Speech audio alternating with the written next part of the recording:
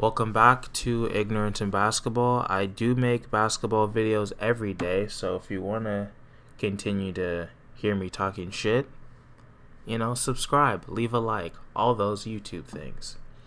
So there wasn't really any news that happened in the NBA today, so I kind of wanted to just kind of talk a little bit more about the video that I made yesterday about the John Wall and Russell Westbrook trade, and just focus on Houston and kind of where they're at as a team. So I'll just start talking about it from where I really started paying attention, which was obviously when Chris Paul came. If you don't know, I'm a big Chris Paul fan. It's been an emotional journey being a fan of his, I can tell you that, but I've stuck it out through. I feel like it's kind of like a bad relationship. Chris Paul fandom for me is like a shitty ex-girlfriend.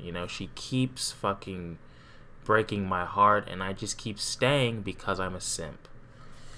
But that's a video for another day, as I'll continue to say throughout this channel. But 2018, right? Tillman Fertitta, weird last name, but whatever. He buys the team for what, like $2 billion or some crazy shit? A lot of money. And he gets it. I think he buys it. Yeah, he bought it at the end of like 2018, like when they were starting their like playoff run.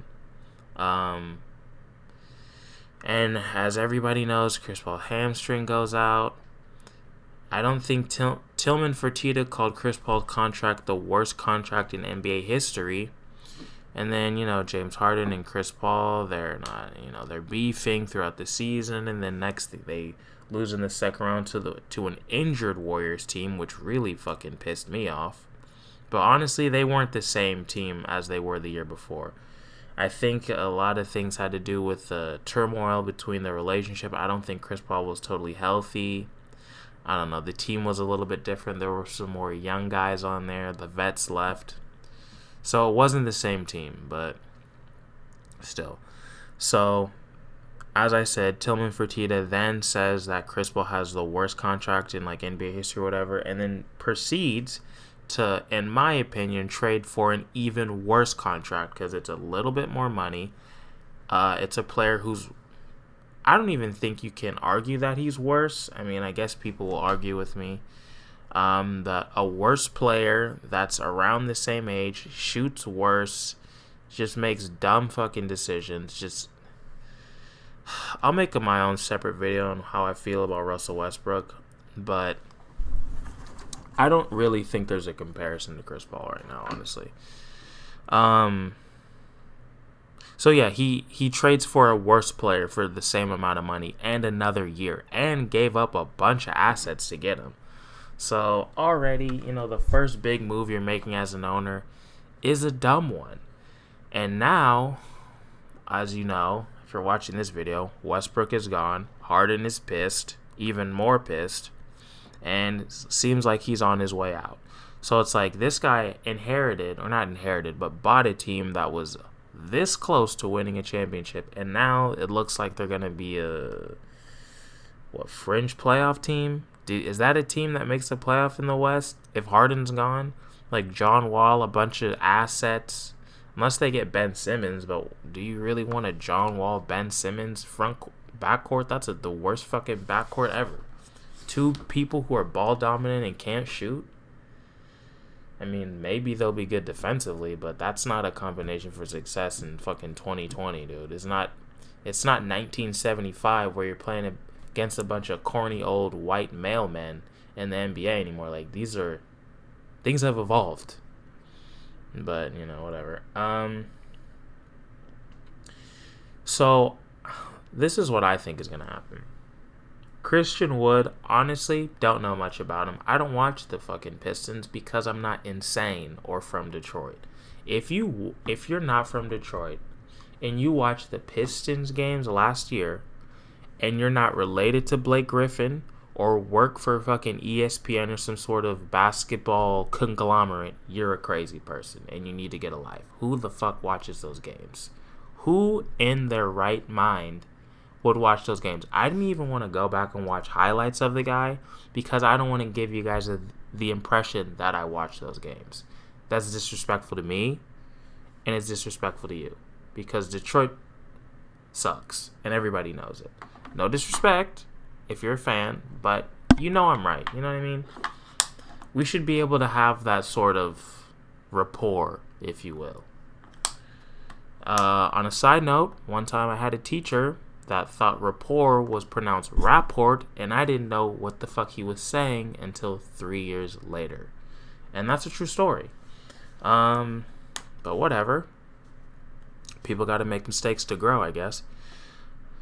Okay, lost track. So this is what I'm thinking. We're going to have John Wall. James Harden's gone by midseason probably. By the trade deadline, he has to be gone, right? I mean, because the John Wall, James Harden duo is going to work just as poorly, if not worse, than it did with Westbrook. I mean, at least with Westbrook, they could do the little stupid fucking dance at the beginning and look cool. But with John Wall, no. It's going to be the same situation, except they're not friends, so it's probably going to be even worse. Neither of them can shoot. And both of them are super ball dominant. So, like, how well is that really going to work? Is James Harden going to become a 2-guard now? Fuck no, he's too stupid. Oh, that's mean. I don't care. I don't like James Harden. Never have. That's not true. I used to. Nah, I always thought he was weak. That's a lie. I never really liked him. I mean, dude, if you suck ass in the playoffs year after year after year after year and then try to tell me you're good, I don't believe you. Sorry. But I digress. So this is what I think is going to happen. Well, one positive thing, we're going to get the John Wall and Boogie duo we've been waiting for like the past 8 years. It's a little late. You know, both of their careers went in directions that, you know, nobody was really seeing at the time. Remember when Boogie Cousins was the best big in the NBA? That shit is gone. Fucking tearing ACL and your career is over. Now you're fucking coming off the bench, dude. That's rough. Shout out to Boogie Cousins. Great guy, you know. Big fan.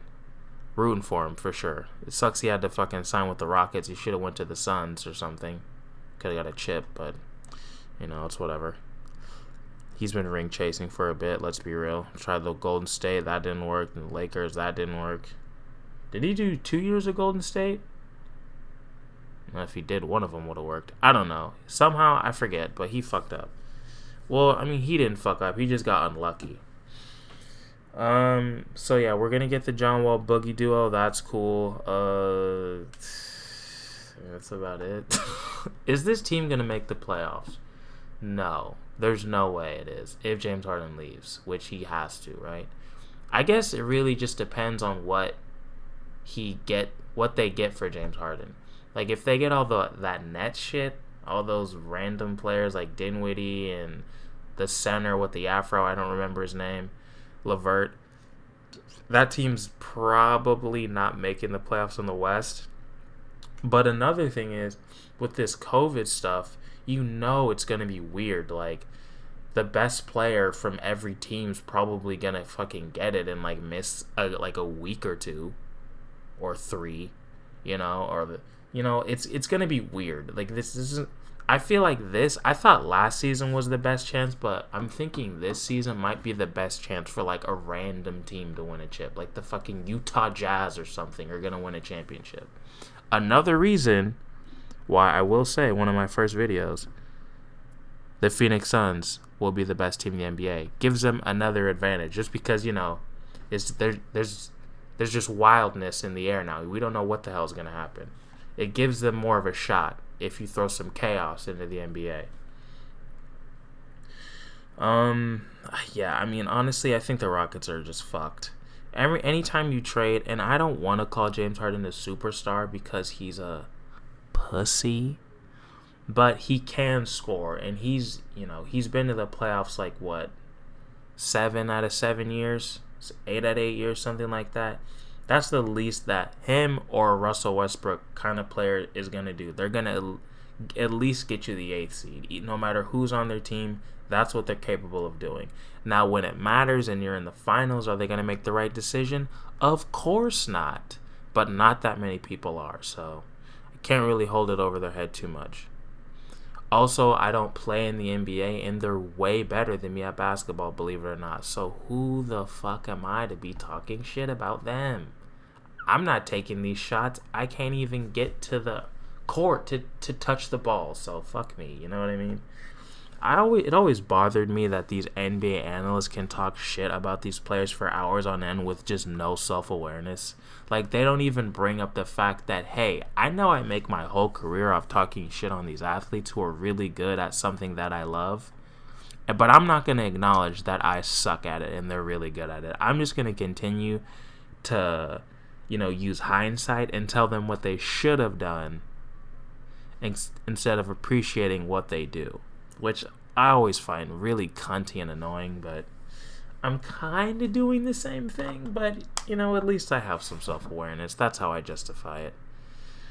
And, I'm a clown. I don't really care. I know that what I'm saying is not important. I think that's the difference between me and a Stephen A, who thinks he's like a fucking basketball god. And it's like, bro, can you take a step back? You're a fucking clown. We're all watching the same games. You don't see some other angle that I don't see, okay? The score was the same. We watched the same game. Relax. You're not a god. But yeah, I mean, in my opinion, I think it's the Rockets are just fucked. I think Tillman Fertitta just kind of dropped the ball. What he should have done, and yes, I'm doing it. I don't care. I'm doing the Stephen A thing. What he should have done is just fire D'Antoni that 2019 season, put James and Chris Paul in a fucking room and been like, you're going to work it out. I don't care. We were this close to winning and being the best team ever. We're going to figure it out. You're going to shut the fuck up. And I'm going to pay you all this goddamn money to play basketball. That's what I pay you for. Shut the fuck up and let me do my job. And he should have brought fucking Ariza back instead of hoeing him on his contract. And they should have started Luka Mbamute, who is the best small forward in the NBA. Okay, he's not the best small forward in the NBA, but he is the most underrated. Sorry, I misspoke. Most underrated small forward in the NBA. I don't even know what team he plays on. I don't even know if he's in the NBA anymore. I know he should be, because he's a hooper and he makes great decisions. But I will continue to defend Luka Mbamute until the day I fucking die. I don't care. Come for me. I don't care. But yeah, I've been ranting on for a bit. Yeah, the Rockets are screwed. They're probably not even going to make the playoffs, and I will laugh because this team disrespected my favorite player, and now I'm petty. So I like that you're suffering. I'm that kind of person. I'm petty and, whatever. And a little bit irrational. If you made it to the end, I don't know why you did, but thank you.